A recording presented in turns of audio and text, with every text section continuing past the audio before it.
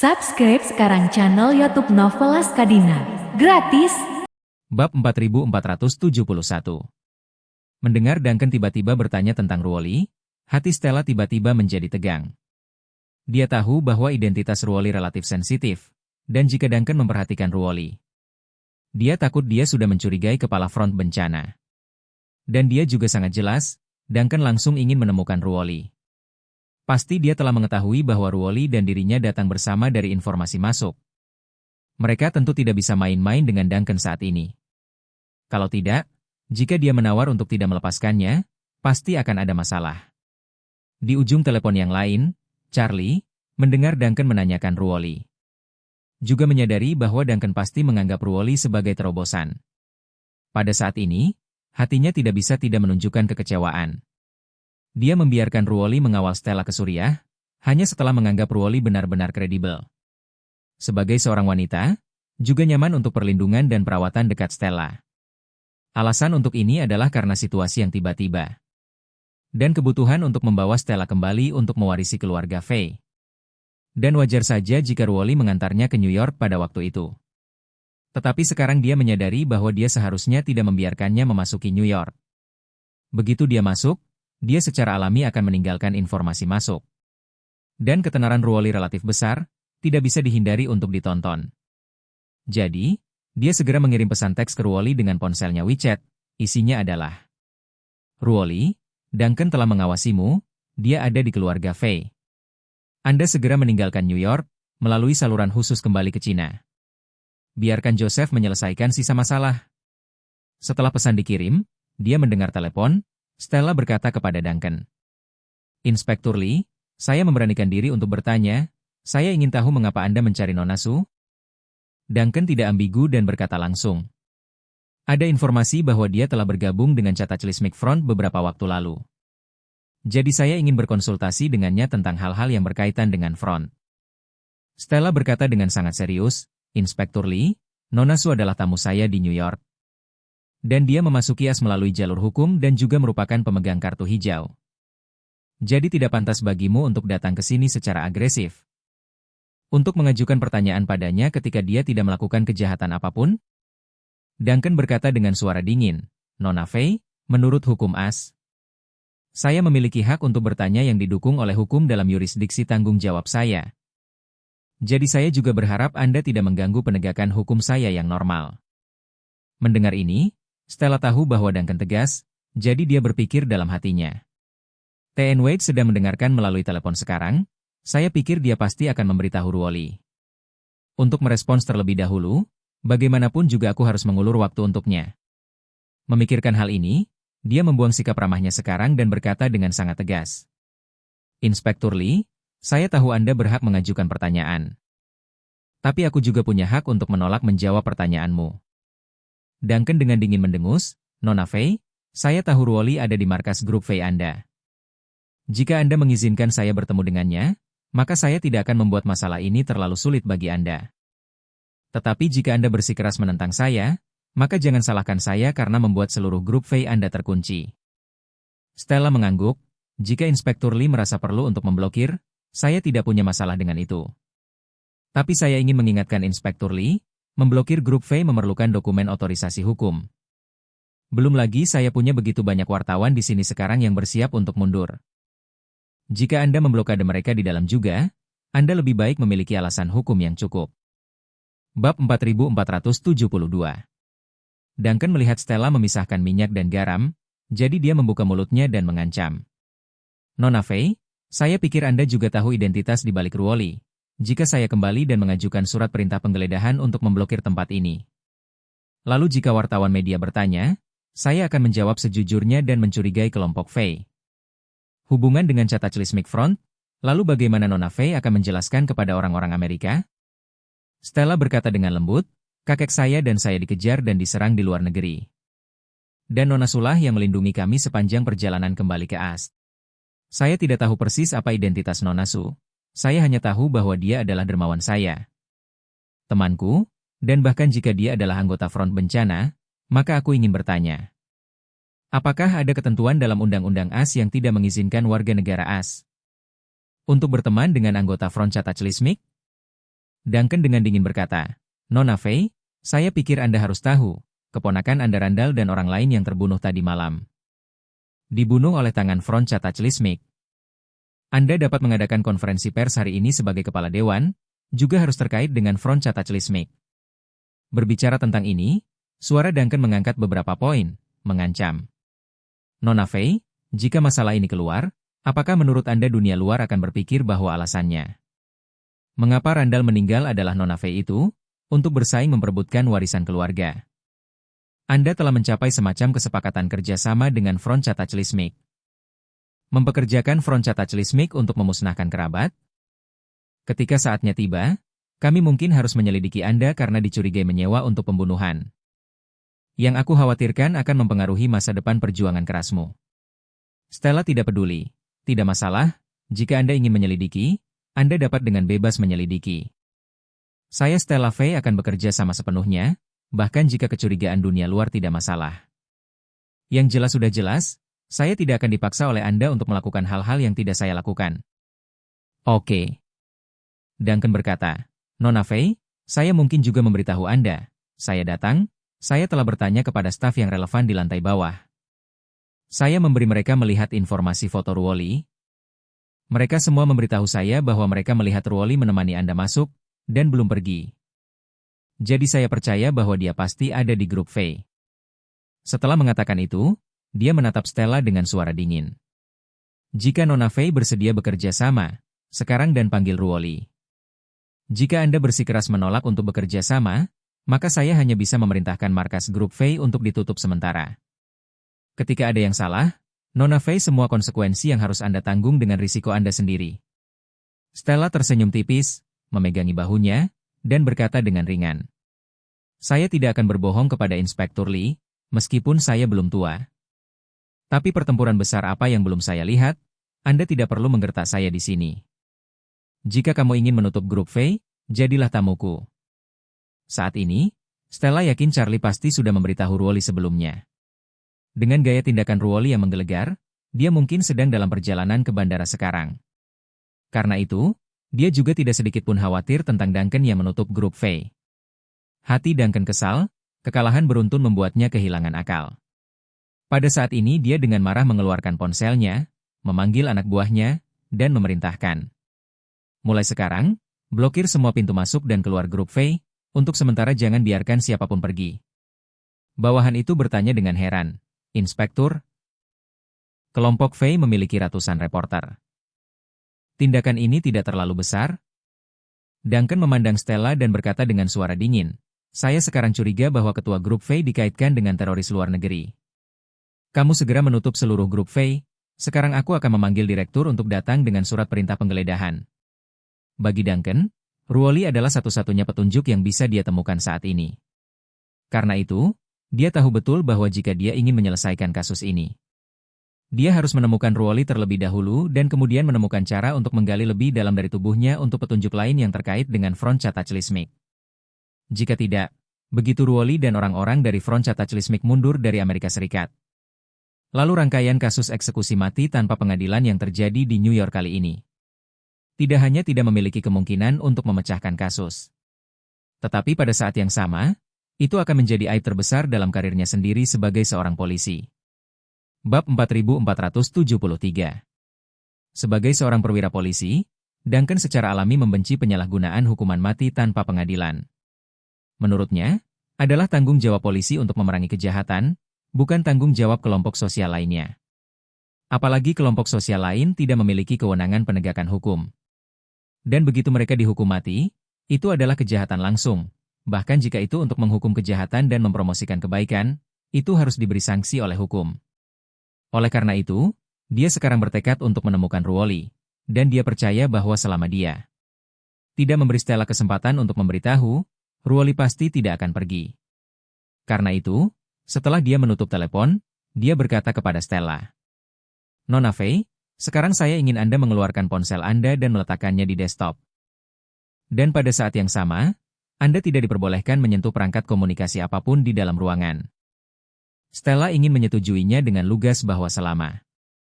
Jadi jika dia menekan tombol layar kunci 2 kali berturut-turut saat dia mengeluarkan ponselnya, Panggilannya dengan Charlie akan ditutup dan secara otomatis mengunci layar. Yang pasti tidak akan diperhatikan oleh Duncan. Tetapi setelah dipikir-pikir, dia merasa bahwa jika dia setuju untuk menjadi terlalu tajam, itu pasti akan memberi Duncan perasaan bahwa dia punya rencana untuk masalah ini. Karena itu, dia berkata dengan suara dingin berpura-pura gugup. Inspektur Lee, saya selalu menghormati Anda, tapi tolong jangan bertindak terlalu jauh. Hak apa yang Anda miliki untuk membatasi kebebasan pribadi saya? Ketika Duncan melihat bahwa Stella agak lemah, dia segera memanfaatkan situasi dan berkata dengan acuh tak acuh. Saya sekarang curiga bahwa Anda berhubungan dekat dengan para penjahat.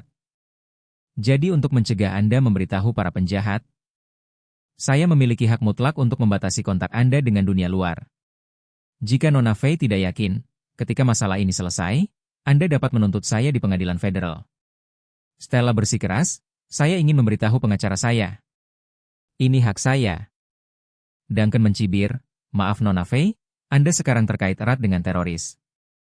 Dan telah mengancam keamanan dalam negeri Amerika Serikat. Jadi, Anda tidak dapat menghubungi pengacara Anda selama masa-masa yang luar biasa. Setelah mengatakan itu, dia memperingatkan, Nona Faye, saya ulangi, Anda segera keluarkan ponsel Anda. Dan letakkan di atas meja, jika tidak, aku akan mengambil tindakan sendiri. Stella menggertakkan giginya, berpura-pura marah, meraih ponselnya di sakunya. Dan dia menekan tombol layar kunci 2 kali berturut-turut untuk menutup telepon dan mengunci layar telepon. Setelah itu, dia mengeluarkan telepon dari sakunya dan meletakkannya di atas meja. Dia menatap Duncan dengan marah dan bertanya, apakah kamu puas? Duncan tersenyum menghina dan berkata dengan acuh tak acuh, Nona Faye, saya harap Anda mengerti kesalahan seperti apa yang Anda buat. Jika bukti terakhir menunjukkan bahwa Anda memiliki kerjasama dengan Front Cataclysmic, kalau begitu aku pasti akan mengirimmu ke penjara sendiri.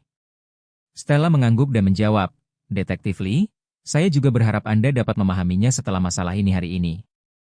Saya pasti akan protes ke wali kota terkait masalah hari ini.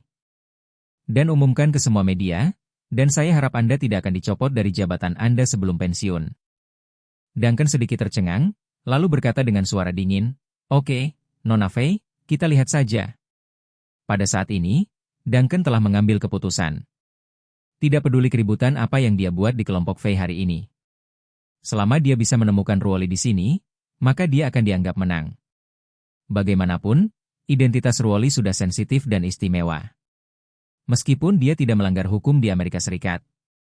Tapi mengingat apa yang dia lakukan di Tokyo sebelumnya, masuk akal untuk mendefinisikannya sebagai teroris. Jadi, selama dia ditemukan di grup Faye, bahkan jika presiden datang, dia tidak bisa melakukan apapun padanya. Tapi di mana dia tahu bahwa Ruoli telah meninggalkan grup Faye beberapa menit sebelumnya? Dan tepat setelah dia meninggalkan grup, para peretas dari Cataclysmic Front langsung menyerbu pemantauan keamanan grup Faye dan merusak semua rekaman CCTV Ruoli. Bab 4474. Adapun Ruoli sendiri, dia langsung pergi ke dermaga pelabuhan, di mana kebetulan ada kapal kargo isu shipping yang siap kembali ke Cina. Jadi Charlie mengatur agar Ruoli meninggalkan Amerika Serikat dengan kapal terlebih dahulu. Kapal kargo akan berlayar langsung dari New York kembali ke Laut Cina-Cina. Jadi dalam keadaan normal akan menyeberangi terusan Panama ke Samudra Pasifik.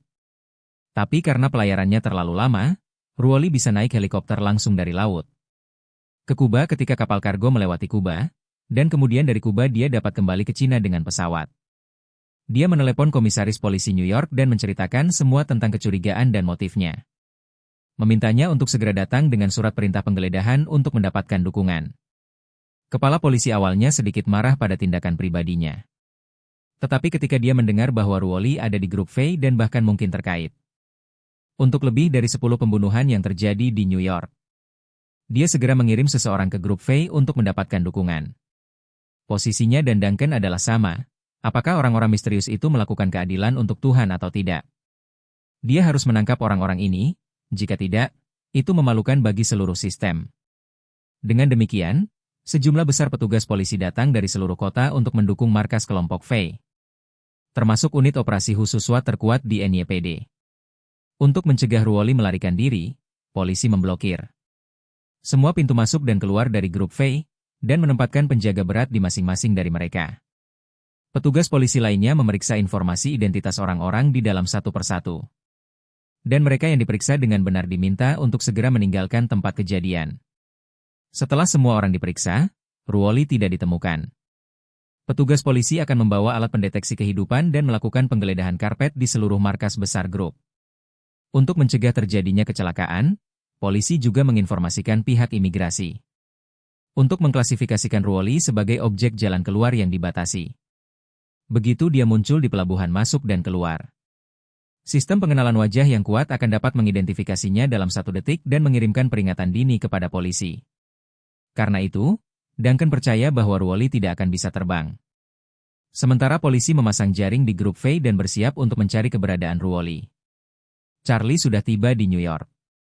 Hari ini, Sarah akan melakukan latihan terakhir di tempat pertunjukan. Besok malam pukul 8, konser pertamanya di Amerika Serikat akan dibuka secara resmi di New York. Jadi Charlie tidak terburu-buru untuk menemukannya, tetapi berencana untuk pergi ke restoran Hogan untuk menemuinya.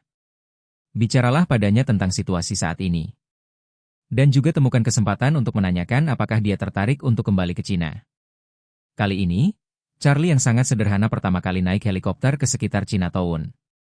Dan kemudian berjalan sendirian ke Chinatown. Dengan pengalaman bertemu restoran Paman Chen terakhir kali. Dia sengaja mengenakan topi lidah bebek dan topeng sekali pakai kali ini. Ketika dia mendekati restoran, dia tiba-tiba menemukan bahwa, tepat di luar restoran, seorang pria muda berusia 20-an mengulurkan tangan dan mengambil ponsel seorang gadis dari pinggir jalan. Kemudian masuk ke mobil hitam dan pergi. Gadis itu berteriak gugup setelah teleponnya direbut. "Tolong bantu saya menelepon 911, seseorang menyambar telepon saya." Charlie sedikit mengernyit tapi tidak terlalu memikirkannya. Kemudian, dia mengambil langkah untuk pergi ke restoran Paman Chen. Pada saat ini, Paman Chen mendorong pintu, melihat Charlie dengan kacamata hitam dan topeng. Dengan pandangan sekilas melalui postur dan gaya rambut mengenalinya. Jadi dia menggelengkan kepalanya sedikit, dan mengedipkan mata, lalu melewatinya, berkata kepada gadis yang dirampok teleponnya. "Gadis jangan takut, pertama datang ke toko untuk duduk sebentar, saya akan membantu Anda memanggil polisi." Bab 4475. Charlie melihat Paman Chen mengedipkan matanya, meskipun dia tidak tahu persis apa situasinya. Tapi dari pemahamannya tentang maknanya, tahu bahwa wanita yang dirampok telepon itu pasti penipu.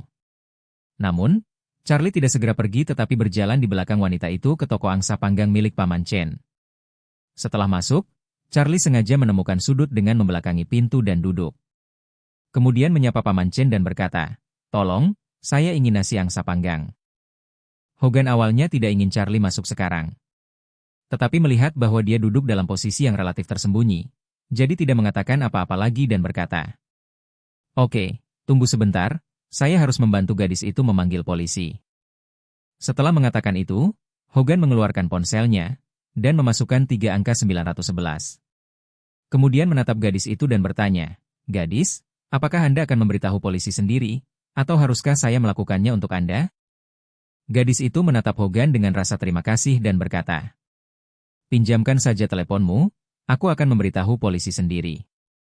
"Oke." Dia langsung menyerahkan ponselnya, dan setelah pihak lain mengambilnya, dia memutar nomor darurat 911. Di telepon, gadis itu memberitahu operator tentang teleponnya dirampok. Kemudian memberitahu pihak lain alamatnya, dan ketika pihak lain selesai mendaftar, dia menutup telepon dan menyerahkan telepon kembali ke Hogan, berterima kasih padanya. "Terima kasih, Pak, saya sudah melaporkannya ke polisi, dan polisi akan segera datang." "Terima kasih kembali." Hogan tersenyum tipis, meletakkan teleponnya, dan berkata, "Mau makan sesuatu? Makanan ini ada pada saya." Gadis itu berkata, tidak, saya baru saja makan malam, terima kasih, Tuan."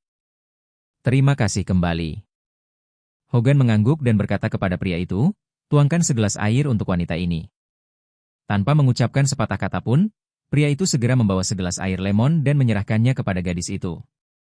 Gadis itu berkata dengan penuh terima kasih, "Tuan, terima kasih banyak." Hogan tersenyum sedikit dan berkata, "Tidak masalah, kita harus saling membantu." Dengan itu, Hogan berkata, "Duduklah sendiri sebentar, aku akan menyiapkan makanan untuk para tamu." Gadis itu berkata, "Kamu pergi tentang bisnismu, jangan pedulikan aku."